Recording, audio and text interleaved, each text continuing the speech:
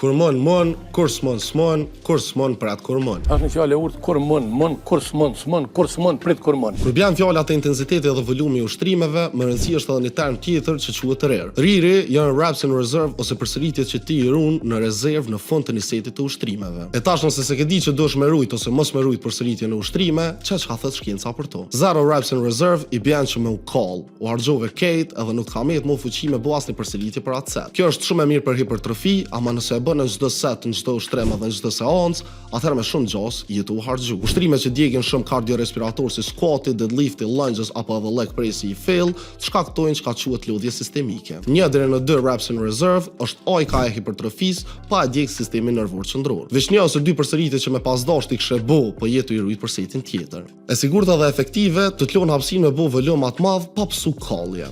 Po tash kjo s'do më thonë mos me bëni ushtrim të caktuar deri në dështim kurr. Ushtrimet izoluese mundesh me bë deri në dështim pa kurrë problemi, bile është edhe më mirë. E ti kallëzon në komente sa ushtron deri të kuqe shumë fytyr, a jo. Nikosisht mos harro me apo follow urbanit në çdo platformë se subscribe në YouTube.